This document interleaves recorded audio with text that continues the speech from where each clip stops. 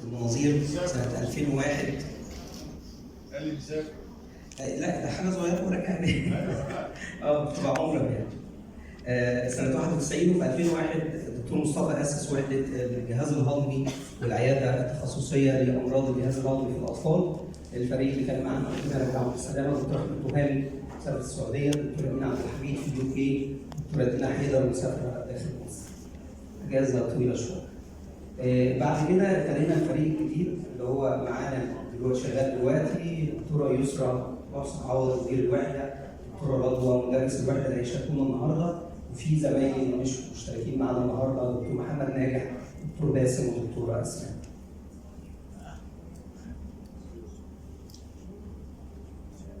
انا طلبت من الدكتوره يسرا والدكتوره رضوى انهم يعملوا statistics، فهم قدروا يجمعوا اخر 6 سنين، اخر 6 سنين شخص عندنا 260 عيان بيدياتريك IBD، واحنا عملنا من سنه 2018 عياده متخصصه مش بس للبيدياتريك GI، عندنا بيدياتريك IBD كلينيك، وابتدينا كمان نعمل كولابوريشن، حد من الجراحه دايما بيحضر معانا العياده، وريسنتلي في 23 حد من التغذيه بيحضر معانا العياده، علشان المانجمنت في IBD از مالتي ديسيبلينري، فبقت عياده البيدياتريك IBD مالتي ديسيبلينري.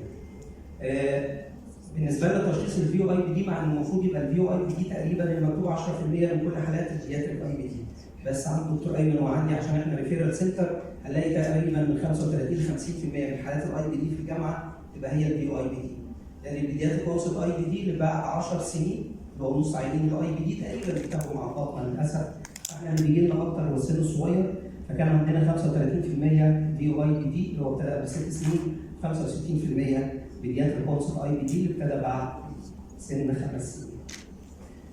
التايب اوف IBD برضه احنا زي الدكتور ايمن متفقين تقريبا ان عندنا IBD انكلاسيفايد هو عالي قوي، يعني هو تقريبا نص عيانين الفيو IBD انكلاسيفايد 15% من البيدياتريك اوسط IBD الاكثر شويه، والاكثر برضه عندنا سواء في الفيو IBD او في البيدياتريك اوسط هو الالسراتيف كولايتس، عكس الريبورتس اللي مكتوب ان الكروز ديزيز هو الاكثر في الاطفال عامه، بس احنا متطابقين انا والدكتور ايمن مجموعتين ان احنا بنشوف السراتيف كولايتس اكثر وانكلاسيفايد اكثر من اللي بيتشخص كروز ديزيز، ويمكن ده اللي بيتعبنا فيه هو الهيستوباثولوجي. الهيستوباثولوجي ما بيريحناش خالص في اللي يقول لي اتيز كروز ديزيز، لكن سهل اللي يقول لي اتيز السراتيف كولايتس. التريتمنت احنا برضه لاحظنا في الفتره الاخيره انه مش بس الفيو IBD عندنا اكثر من نص العيانين بنتند على البيولوجيكال ثيرابي، لكن حتى البيدياتريك اوسط IBD ابتدى يبقى ريزيستنت، واحنا ابتدينا نظرا لتوفر البيولوجيكال ثيرابي ابتدينا عندنا تقريبا هو 40% من البيدياتريك اوسط IBD بنتند على البيولوجيكال ثيرابي. انا بس قلت الانترودكشن دي بسيطه عن نشاط الوحده في كليه الطب جامعه عين شمس، وهتتفضل الاستاذه الدكتوره يسرا محسن عوض مدير الوحده انها تقول واحده او اثنين حالتين من الحالات اللي شخصناهم في الوحده.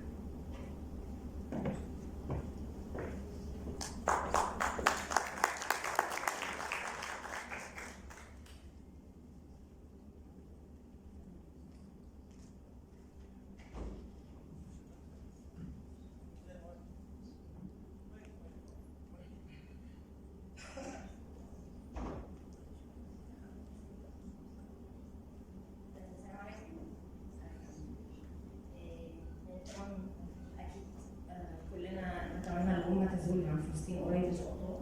انا هتكلم النهارده عن المونوجينيك IBD عين شمس experience and challenge. In literature, the prevalence of monogenic IBD is 10 to 30% of very early onset IBD. I'm going to say a tale of two patients. Both are diagnosed as IL-10 receptor B mutation. The first patient, he was a male patient, 10-month-old, the first order of birth, and he presented with bleeding rectum and failure to thrive. He was 5 kilograms at 10-month age. The colonoscopy showed severe colitis and deep ulcers.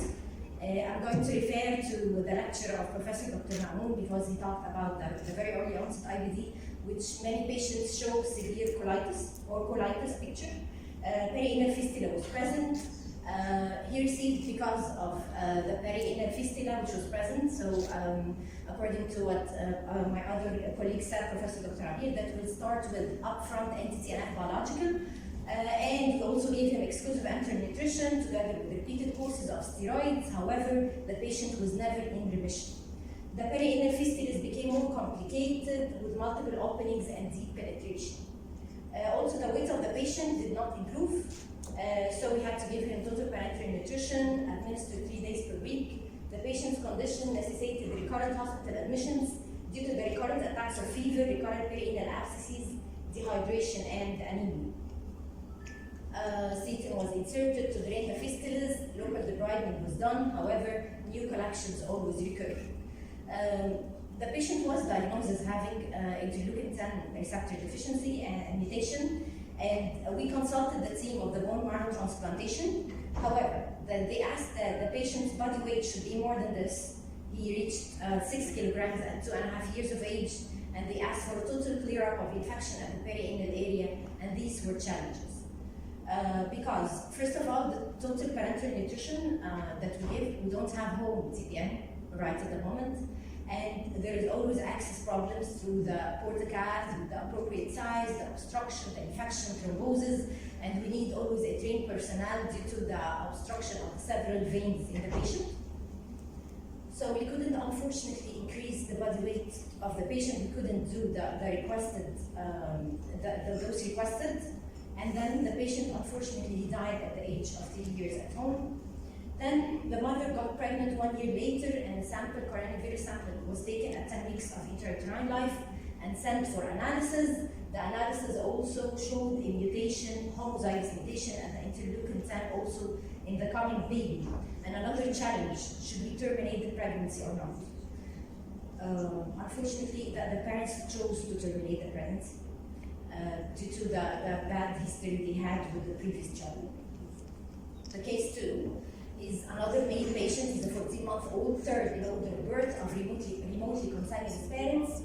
This patient, the presentation was slightly different, where he presented mainly with persistent fever. However, there was no perianal disease, and he had a family history of 2 sick deaths at the age of 1 month due to chest infections.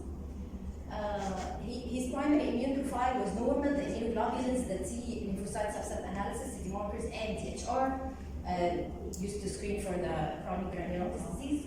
Colonoscopy also showed the severe colitis.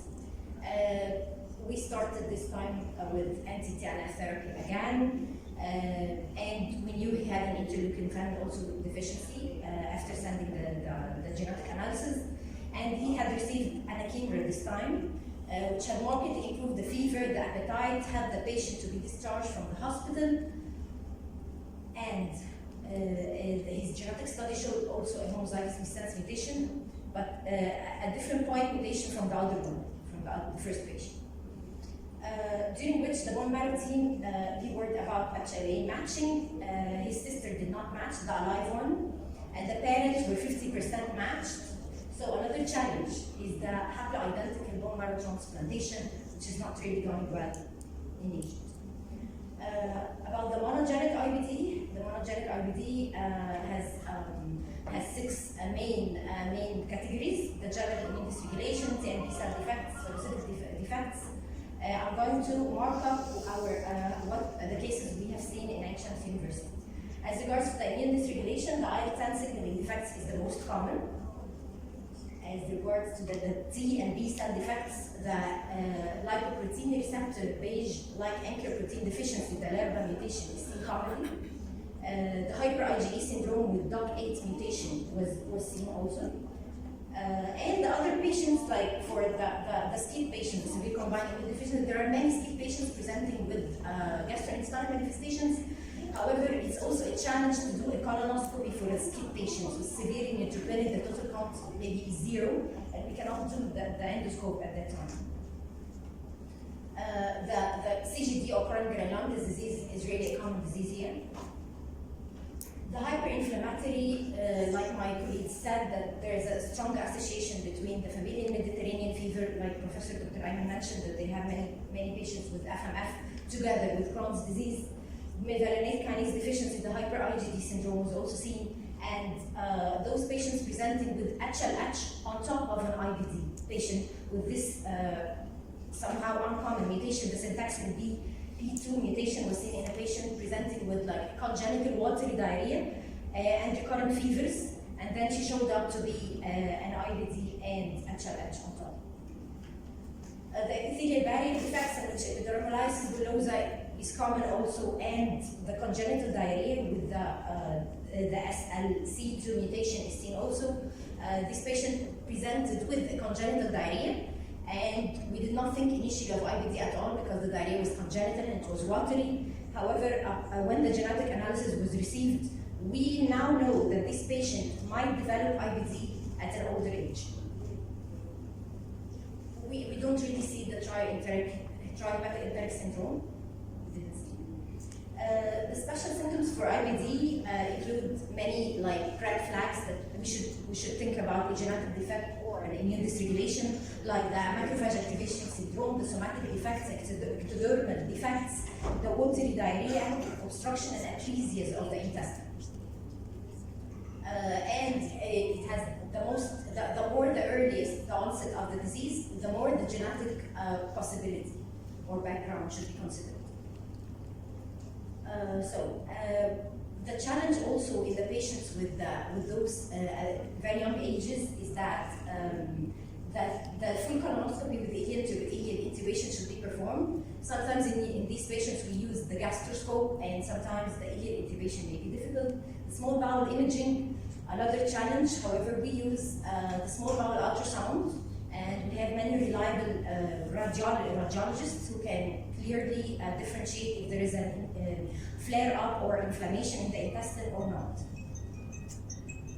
The endoscopic findings of very early onset IBD is different, and it showed somehow an ulcerative colitis-like picture, somehow it's a Crohn's disease-like, but there are special features. For example, those of the LARBA deficiency, they mimic the Crohn's disease, and 40% of the CGD, 20% of the patients of the ACT deficiency, many of those, they are different than the conventional patient. The Crohn's disease, like cobblestone appearance, also may appear in Wiskett-Aldrich syndrome. The IL-10 has an infantile severe discontinuous ulcerative colitis-like, so the features of endoscopy is different from one mutation to another. And the histopathology is again a challenge, because I think many of the histopathologists, they are not aware of the monogenic type and that it has a special pattern upon the histopathology, like the enterocolitis pattern and the apoptotic pattern. So it becomes a challenge to diagnose the patients via the histopathology. So, because they have either Crohn's-like pattern, this is okay, this is known, and the ulcerative colitis-like pattern is known. However, the enterocolitis-like pattern with extensive villus atrophy, maybe you would think that this is something congenital, maybe it's celiac disease. However, it shows up to be a monogenic inflammatory bowel disease or a VOIBD. And finally, the apoptotic pattern, which is characterized by severe glandular atrophy, affection, apoptotic features, features like the graft versus host disease. Also, there are some features special to chronic granulomatous disease, like the pigmented macrophage, the increased eosinophils. Hermansky-Pudlik syndrome has a special feature. So every patient has a special feature. So it's important also not to definitely rule out the very early onset IBD based on the lack of the features, that's chronic features and very well known to us, because if there is a highly clinical suspicion for very early onset IBD, I should not just exclude it by normal histopathology or not a typical histopathology. A basic immune workup is asked for all patients with very early onset IBD. They should do all a basic immune profile. Another challenge is the functional testing, because the functional testing is not readily available in Egypt for many diseases. For example, testing the IL-10 signaling pathway, the TNF response to MTP, the FOX protein, it's not really available in Egypt. Additional genetic testing criteria, it was summed up by Professor Dr. Mamoun in an abbreviation which is called Young Age Matters. So another challenge is that the VU-IBD targeted panels, it's a panel which contains some genes which are the most common in the area. However, the targeted panels here in Egypt, they only contain very minimal number of genes. The other thing which is done is to send the whole exome sequencing, and if the whole exome sequencing failed, then we should do the whole genome sequencing, and this might take a long time, and money, of course. The goal is to identify the patients who will benefit from the non-standard therapy. So what's the benefit if I knew if this patient is an IL-10 or it's a methylenic dyskinase or it's chronic granulomatous or something like that? What is the benefit of this? Because they will benefit from the non-standard therapies, the non-conventional therapies. For example, the abatacept, which is a drug used in the LARBA mutation and CTLA4 mutation and hydroxychloroquine, they are very helpful in those patients, and the immunology team in our Charles University, they treat those patients and they have good results. While patients with CGD, it's contraindicated in some centers to give them the anti-TNF because it might cause a flare-up of infection and it might cause even death. So in patients with CGD, they may only take vedolizumab or ustekinumab or thalidomide and sometimes interferon. Anti-interleukin-1 therapy, as I mentioned in my case, the anakinra or canakinumab is used as a bridge therapy in the IL-10 patients awaiting for the transplant, and also it might be needed in patients with mevalonate kinase defect in the hyperinflammatory states. Also, the interleukin-1 therapy may be used for those like the FMF and the hyper-IgD, or in neutrophilic predominant disease. However, vedolizumab might be used in lymphocytic predominant disease. And we have also a challenge in using the vedolizumab in young ages. It's not really approved in Egypt until now, and the combination therapy is not also really easy to give in Egypt. The bone marrow transplantation or hematopoietic stem cell transplantation is very effective in many cases, including the CGD, the IPEX, the IL-10, the Wiskett Aldrich, the SCID, the LARBA, DOC8, and we have some patients who already did bone marrow transplantation from those kinds of patients.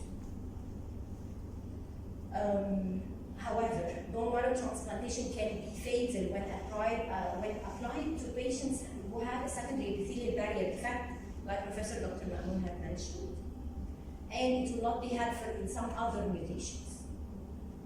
So a deep understanding of the genetic defect and the degree of dysfunction measured by the functional studies was proven priceless among those VU-IBD categories. And a great caution before proceeding with colectomy also on these patients, because they are only, they may be IBDU, they may be Crohn's disease patients, because most of them present with colitis. However, they are not ulcerative colitis.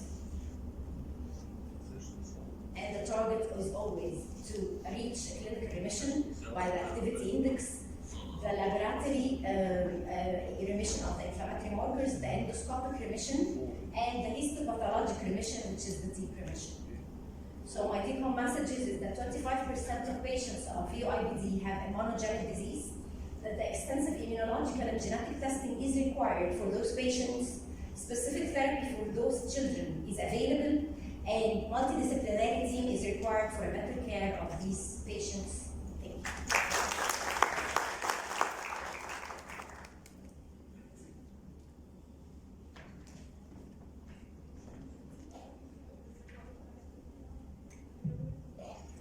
ودلوقتي يسعدني ان انا اقدم الدكتوره رضوى مدرس طب الاطفال، وفرصه الدكتوره هاله النادي موجوده معانا. مشيت. احنا محتاجين دكتوره هاله عشان ده في اوفرلاب بين الاي بي دي والانفكشنز.